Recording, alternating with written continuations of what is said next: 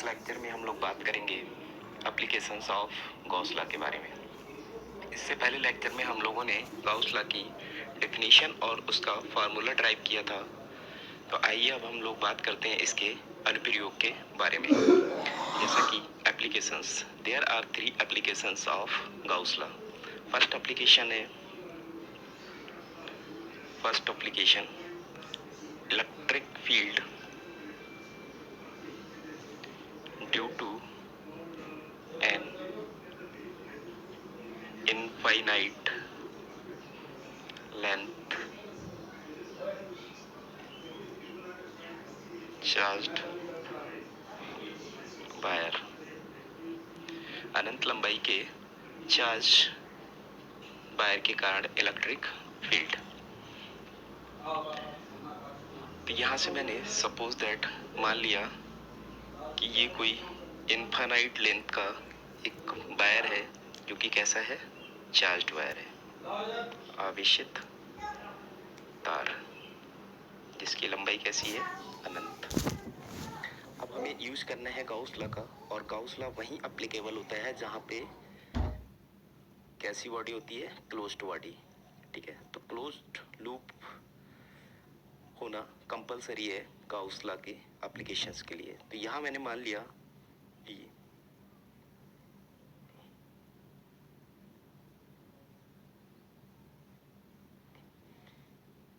ये कोई cylindrical Gaussian surface है, ये कोई सिलेंड्रिकल गॉसियन सरफेस है जिसके अंदर इनफाइनाइट लेंथ का चार्ज्ड वायर रखा हुआ है।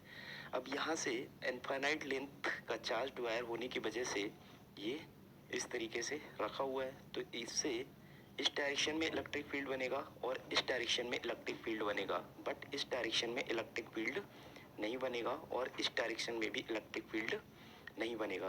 तो यहाँ से अगर देखें तो इसकी रेडियस है r, यहाँ से इसकी रेडियस भी r। तो ये जो इलेक्ट्रिक फील्ड बनाएगा वो रेडियली बनाएगा। जैसे कि मान लिया मैंने ये r डिस्टेंस है और यहाँ से जो इलेक्ट्रिक फील्ड बन रहा है वो इस डायरेक्शन में बन रहा है। इस डायरेक्शन में क्या बन रहा है, इलेक्ट्रिक फील्ड बन रहा है। अगर यहाँ से हम ऑब्जर्व करें, यहाँ से ऑब्जर्व करें तो यहाँ देखेंगे कि इसका एरिया भी इस डायरेक्शन में है। एरिया भी कहाँ है, इस डायरेक्शन में है।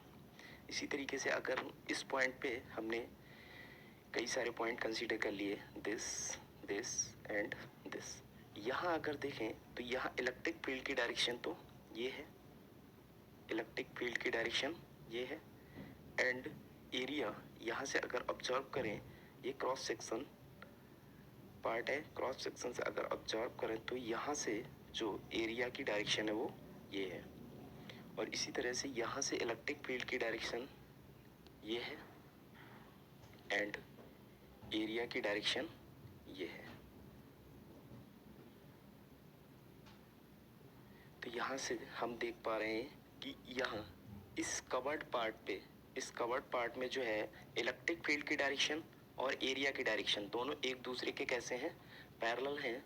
तो यहाँ पर जो है दोनों के बीच एंगल जो बन रहा है वो एंगल कितना है, 0 डिग्री। और यहाँ हम क्रॉस सेक्शन एरिया पे देखते हैं, क्रॉस सेक्शन पार्ट पे देखते हैं तो यहाँ इलेक्ट्रिक फील्ड इस डायरेक्शन में बन रहा है और एरिया इस डायरेक्शन में। तो एरिया और इलेक्ट्रिक फील्ड दोनों के बीच जो एंगल बन रहा है वो एंगल कितना बन रहा है, 90 डिग्री। इसी तरह से बेस में भी क्रॉस सेक्शन पर देख रहे हैं कि इलेक्ट्रिक फील्ड जो बन रहा है वो इस डायरेक्शन में बन रहा है और क्रॉस सेक्शन एरिया जो है वो इस डायरेक्शन में बन रहा है। तो यहाँ भी जो एंगल क्रिएट हो रहा है इलेक्ट्रिक फील्ड और एरिया के बीच वो कितना है, 90 डिग्री। और इससे पहले जब हम लोग इलेक्ट्रिक फ्लक्स की बात कर रहे थे तो वहाँ हमने पढ़ा है कि इलेक्ट्रिक फ्लक्स क्या होता है, E dA cos theta. Theta जब 90 डिग्री होगा तब इलेक्ट्रिक फ्लक्स नहीं बनेगा, और जब थीटा 0 डिग्री होगा तब इलेक्ट्रिक फ्लक्स बनेगा। यानी कि एक बार हम ले लेते हैं E dA cos 0 degree, cos 0 1, तो phi is equal to E dA। इस कंडीशन में जब एंगल कितना होगा, 0 डिग्री, इस कंडीशन में हमें फ्लक्स मिलेगा, but phi is equal to E D A cos 90 degree और कॉस 90 ज़ीरो, तो फ्लक्स विल बी ज़ीरो। ठीक है, तो जब एंगल इलेक्ट्रिक फील्ड और एरिया के बीच एंगल 90 डिग्री होगा उस कंडीशन में हमें इलेक्ट्रिक फ्लक्स नहीं मिलेगा। और ये हम इससे पहले लेक्चर में पढ़ चुके हैं कि 90 डिग्री पर इलेक्ट्रिक फ्लक्स ज़ीरो और 0 डिग्री पर इलेक्ट्रिक फ्लक्स मैक्सिमम। तो इस वाले पार्ट में, इस कवर्ड पार्ट में हमें इलेक्ट्रिक फ्लक्स मिलेगा और इस क्रॉस सेक्शन एरिया पे इलेक्ट्रिक फ्लक्स नहीं बनेगा। तो आइए स्टार्ट करते हैं। Let a line charge of charge density lambda, its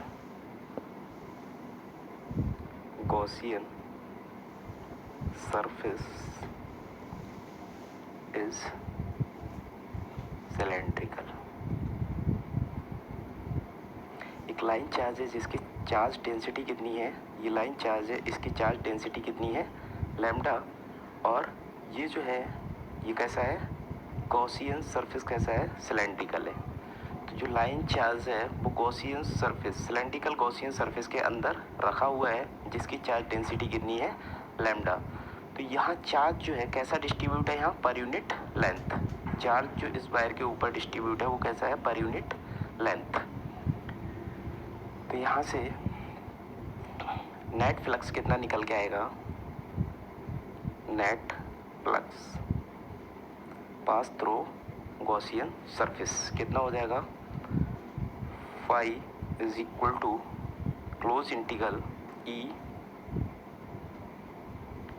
D A cos theta plus close integral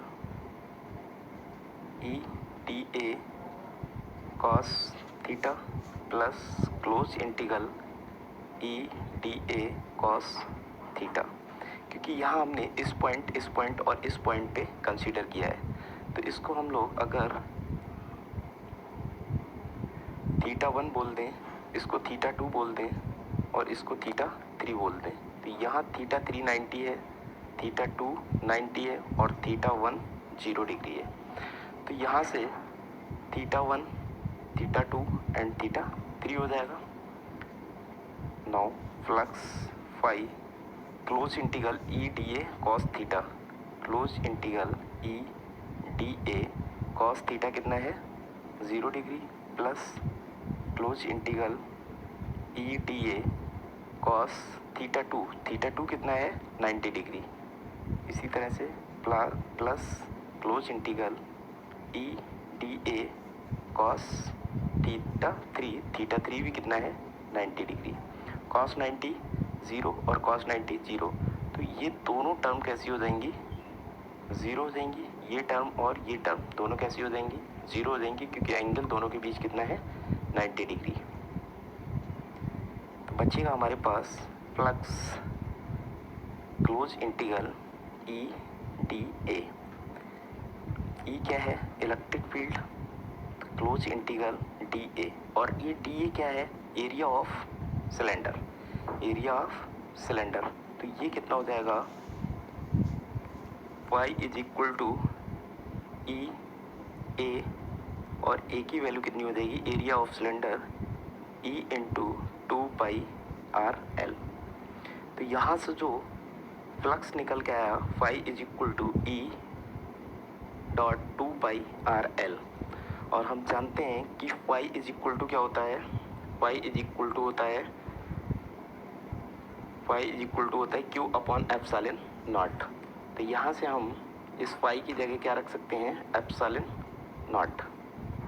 Q upon epsilon naught is equal to निकल के आ जाएगा E into 2 pi R L. तो यहाँ से इलेक्ट्रिक फील्ड कितना हो जाएगा, इलेक्ट्रिक फील्ड हो जाएगा E is equal to Q upon epsilon naught into 2 pi are L. Q क्या है यहाँ पर? चार्ज, जो कि इस पूरे वायर के ऊपर डिस्ट्रीब्यूट है। और पूरे वायर के ऊपर चार्ज कैसा डिस्ट्रीब्यूट है? Charge per unit area. तो यहाँ से चार्ज डेंसिटी जो हमने मानी थी, वो चार्ज डेंसिटी कितनी थी? लैम्डा। तो यहाँ से हो जाएगा surface charge density lambda is equal to Q upon L, charge per unit length. तो यहाँ से अगर क्यू कैलकुलेट करें तो क्यू इज इक्वल टू क्या हो जाएगा? Lambda into L. और ये क्यू की जगह हम यहाँ पुट कर देंगे, तो हमारे पास निकल के आएगा lambda into L upon epsilon naught 2 pi R into L. L से एल कैंसिल हो जाएगा, बचेगा कितना? Lambda upon 2 pi R epsilon naught. तो यहाँ से जो इलेक्ट्रिक फील्ड बनेगा वो इलेक्ट्रिक फील्ड बनेगा lambda upon 2 pi epsilon naught 2 pi epsilon naught into R. तो ये इलेक्ट्रिक फील्ड बनेगा किसके कारण? अनंत लंबाई के आवेशित तार के कारण बनने वाला इलेक्ट्रिक फील्ड। कितना हो जाएगा? E